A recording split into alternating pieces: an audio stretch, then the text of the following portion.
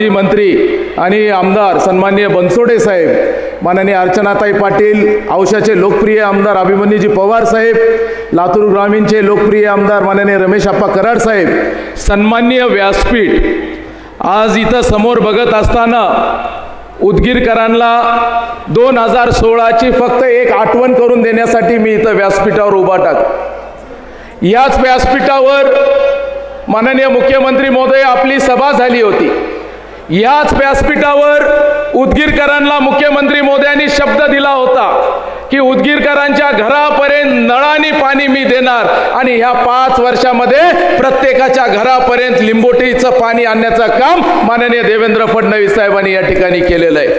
आज आपण जरी योजना पाहिली साहेब, अनेक वर्ष झाले पण उदगीरकरांना पाणी नव्हतं, ते पाणी देण्याचं काम आपण केलेलं आहे। मी त्यापेक्षा पुढे जाऊन मागच्या 3 महिन्यामध्ये या जिल्ह्याने 70 वर्षातल्या सर्वात मोठी अतिवृष्टी पाहिली।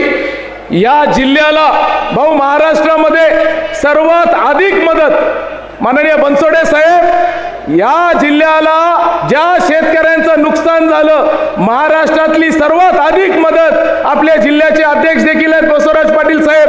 आपण एकदा रेकॉर्ड काढून बघा महाराष्ट्राचा, जे जिल्हे 36 जिल्हे, त्या 36 जिल्ह्यापैकी शेतकऱ्यांच्या खिशामध्ये सर्वात अधिक पैसा लातूर जिल्ह्याच्या शेतकऱ्यांच्या खिशामध्ये माननीय फडणवीस साहेबांनी दिलेला आहे।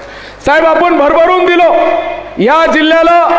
ज्यावेळेस डॉक्टर बाबासाहेब आंबेडकर यांचा 75 फुटी पुतळा करायचा होता, ह्याच्यासाठी आपण सर्वात मोठा निधी दिला।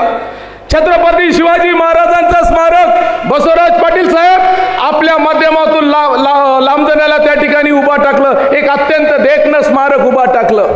आता साहेब जिल्ह्याच्या वतीने अनेक जण म्हणतात भारतीय जनता पार्टी जातीवादी पक्षाचं, भाऊ आपल्या काळामध्ये मुस्लिम समाजाला देखील सर्वात अधिक निधी देण्याचं काम भारतीय जनता पार्टीच्या सरकारने त्या ठिकाणी केलेलं आहे। भाऊ सर्वांच्या वतीने एकच मागणी आम्ही आपल्याला करतोय।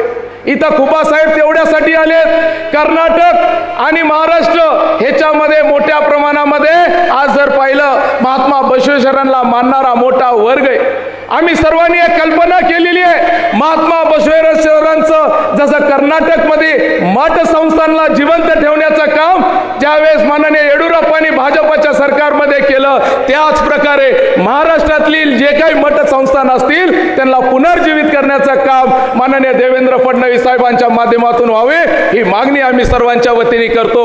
आणि निलंगा इथं भाऊ आमचे सर्व माणसं, सर्व नगराध्यक्षाचे उमेदवार 5च्या 5 आहेत, अहमदपूर आहेत, उदगीर आहेत, निलंगा आहे, औसा आहे, रेणापूर आहेत। आम्ही आपल्याला शब्द देतो हे सर्वजण भारतीय जनता पार्टीच्या चांगल्या मताने निवडून येणार, हा देखील आपल्या सर्वांना शब्द देतो आमच्या सर्वांच्या वतीने। आपण वेळेतला वेळ काढून या ठिकाणी आलात भाऊ, त्यासाठी तमाम लातूरकरांच्या वतीने मी मनापासून आपला आभार मानतो आणि माझे 2 शब्द थांबवतो। जय हिंद, जय महाराष्ट्र।